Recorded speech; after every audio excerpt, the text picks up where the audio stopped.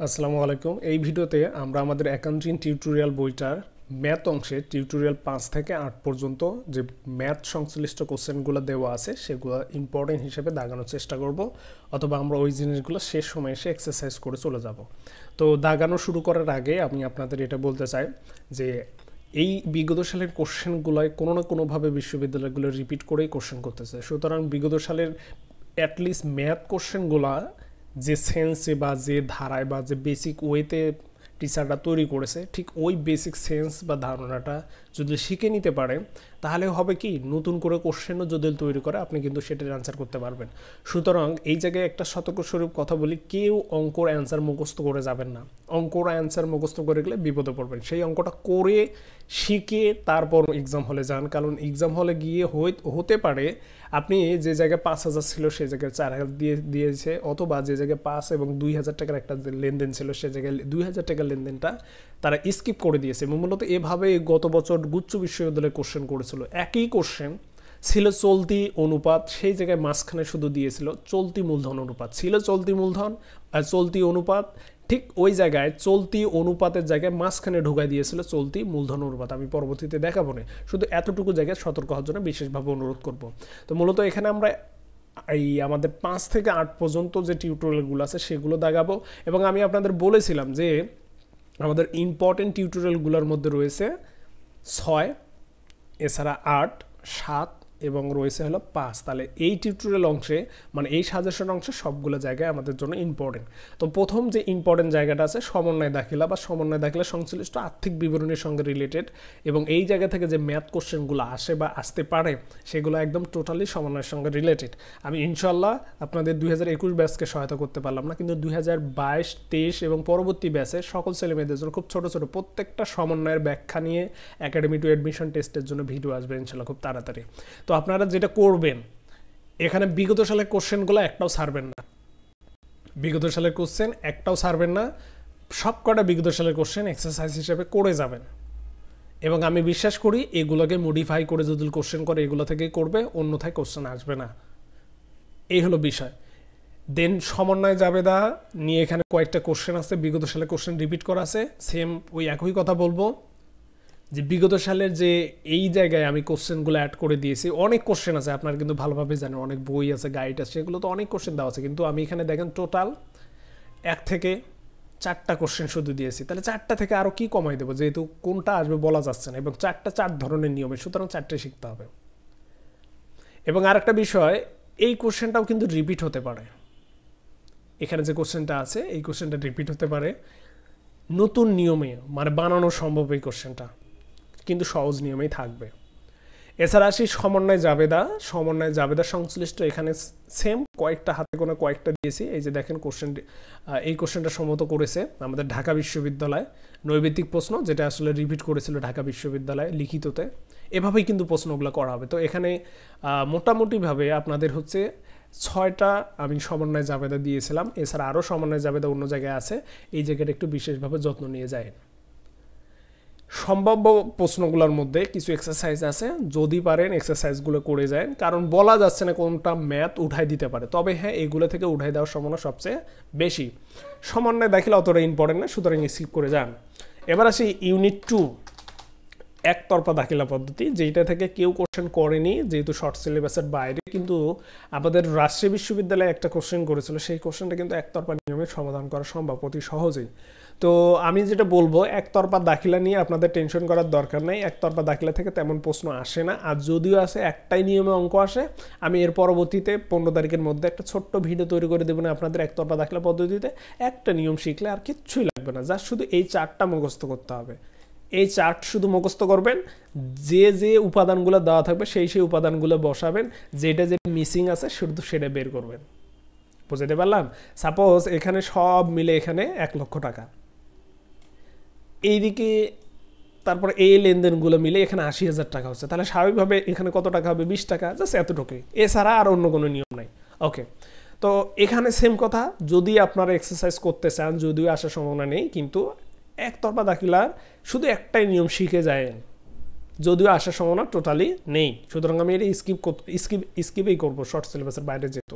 তবে চট্টগ্রাম বিশ্ববিদ্যালয়ের জন্য হয়তো একটা কোশ্চেন আসতে পারে, যারা চট্টগ্রাম বিশ্ববিদ্যালয়ে দিবেন, হয়তো, নিশ্চিত না।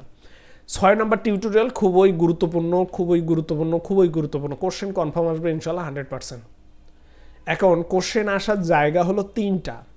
এক হচ্ছে সরলরৈখিক, ক্রমশমান, আর হচ্ছে বর্ষ সংখ্যা পদ্ধতি। গত বছর বর্ষ সংখ্যা এসেছিল গুচ্ছতে, এবছর আসার সম্ভাবনা খুব কম, কিন্তু এবছর আসবে কোথা থেকে? সরলরৈখিক অথবা ক্রমশমান। এখন সরলরৈখিক বা ক্রমশমান যে পদ্ধতি হোক না কেন, মূলত আপনাদের যে কোশ্চেনগুলো আসে সে কোশ্চেনে অবশ্যই বের করতে বলে, অথবা বিক্রয়জনিত লাভ বা ক্ষতি কত। তাহলে অবশ্যই নির্ণয় করা আপনাকে সঠিকভাবে শিখতে হবে। বিক্রয়জনিত লাভ ক্ষতি একটা অঙ্ক শিখলে সব অঙ্ক পারার কথা। এছাড়া বেসিক নিয়মে কিছু অঙ্ক আছে, দেখবেন, মিস করবেন না এগুলো। কোনটা রিপিট হবে বলা মুশকিল। সুতরাং এখানে 4টা বেসিক নিয়মের অঙ্ক দেওয়া আছে। এভাবে ম্যাথ কোশ্চেন এইভাবে সাজেশন ভাবে উপস্থাপন করাটা বিশাল মুশকিলের ব্যাপার, কিন্তু তারপরে আমি হাতে গোনা 4টা, এতগুলো কোশ্চেন তারপর হাতে গোনা 4টা আলাদা করেছি, তো বিশাল কিছু না। সুতরাং এই 4টা কোশ্চেন তো করাই যায় 4-5 মিনিটে। সরলরৈখিক পদ্ধতিতে সুন্দরভাবে এই সূত্রগুলো আপনাকে জানতে হবে। স্পেশালি যারা আমার বই নিয়েছেন, আপনারা যারা নেননি এখনও নিতে পারবেন, সমস্যা নেই, কিছু বই আছে আমার কাছে।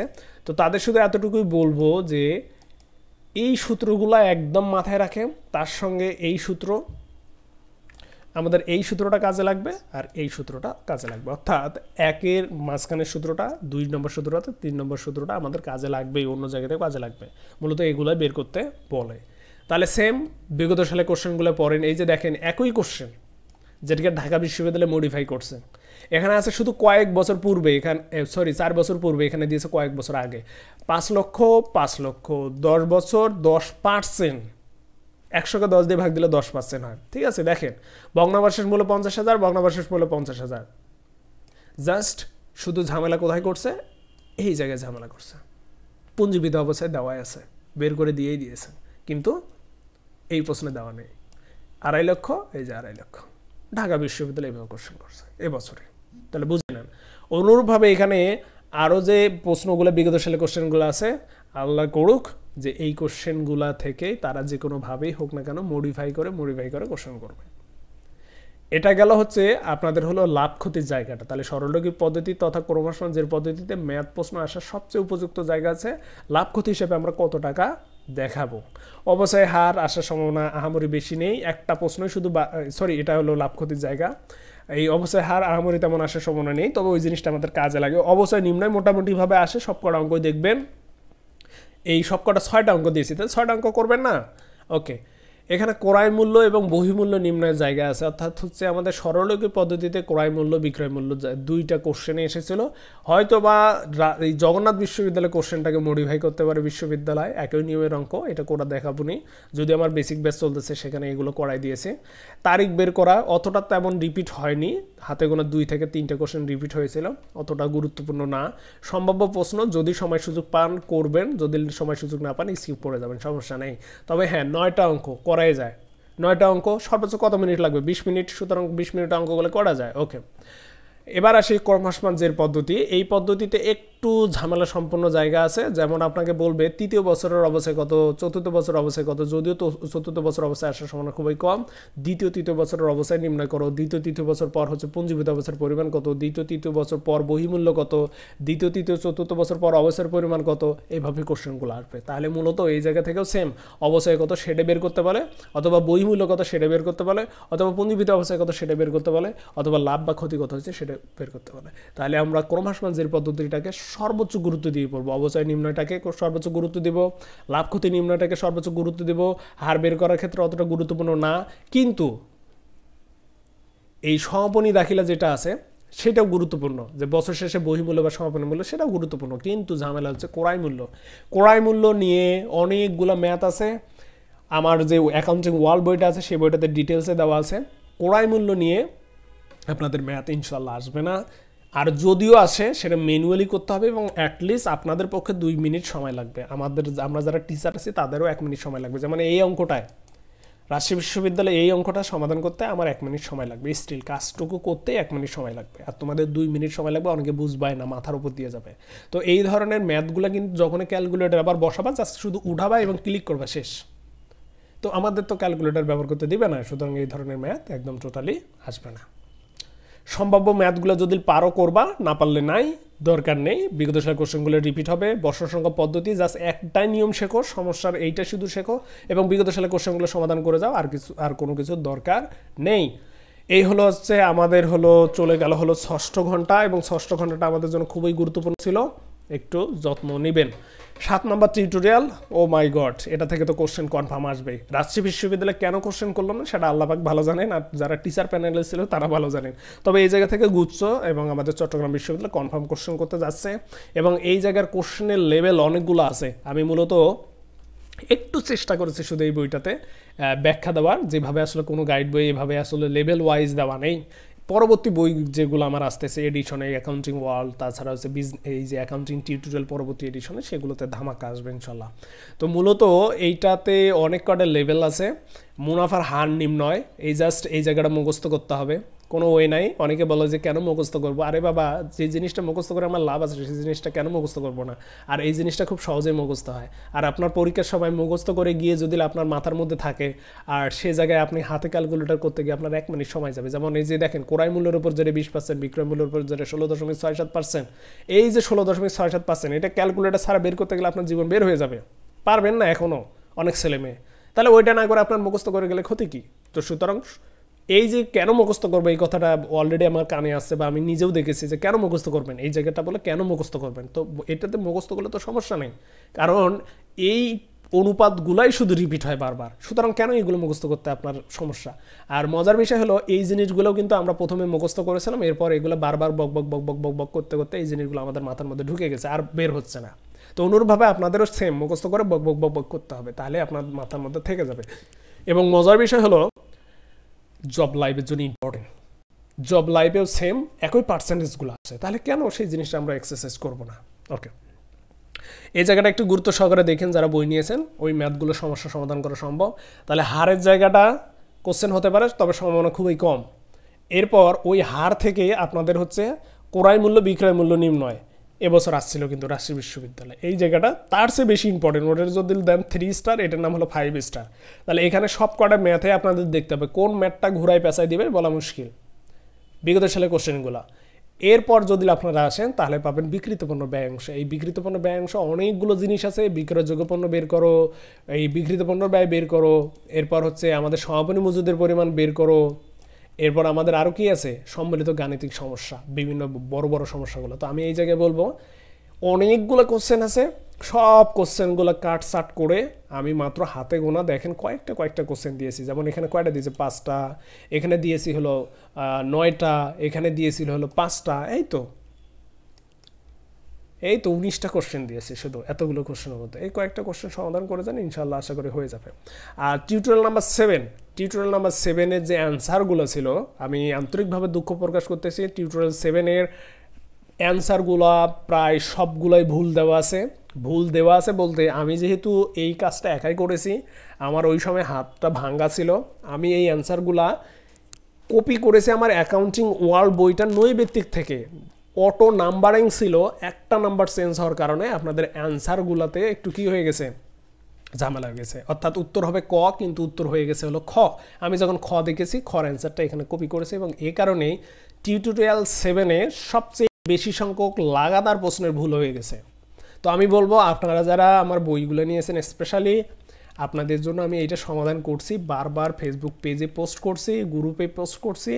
আপনারা দয়া করে এই ভিডিওর ডিসক্রিপশন বক্সে দেওয়া থাকবে, সুন্দর করে ওইটা পড়েন, ইনশাল্লাহ কোশ্চেন কমন পেতে যাচ্ছেন ওই জায়গা থেকে।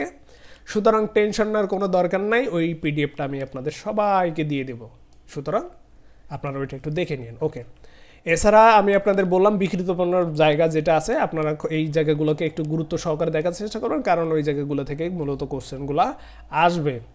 ওকে, এরপর যদি আর কোনো টপিকস দেখি, সমন্বিত যে প্রশ্নগুলো আছে, সম্মিলিত প্রশ্ন, সেই জায়গাগুলোর মধ্যে আপনারা দেখতে পারেন, যারা পারেন তারা এই জিনিসগুলো এক্সারসাইজ করেন, কিন্তু যারা পারেন না, আমি বলবো সম্মিলিত যে প্রশ্ন আছে সেটা টোটালি স্কিপ করে যান, কোনো সমস্যা নেই। লাস্ট আমাদের টিউটোরিয়াল অংশীদারি ব্যবসার হিসাব নিকাশ, তবে আমাদের 7 নম্বর টিউটোরিয়াল থেকে 100%, 6 নম্বর টিউটোরিয়াল থেকে 100% আপনারা কোশ্চেন পাবেন। তো এখন লাস্ট যে টিউটোরিয়াল আছে তা হচ্ছে আমাদের 8 নম্বর টিউটোরিয়াল এই ভিডিওর অংশীদারি ব্যবসা প্রতিষ্ঠানের। এখানে লাভ অনুপাত, ত্যাগ অনুপাত, পুরাতন অনুপাত, নতুন অনুপাত এগুলো আছে আপনাদের জন্য স্পেশালি ইম্পর্টেন্ট, সেটা হচ্ছে নতুন অনুপাত, এটা দিয়ে সবচেয়ে বেশি কোশ্চেন আসে। এছাড়া ত্যাগ অনুপাত দিয়ে কোশ্চেন আসে, এছাড়া মুনাফা বন্টন, কর কমিশনের এই জায়গা থেকে কোশ্চেন আসে, এছাড়া তেমন কোশ্চেন আসে না।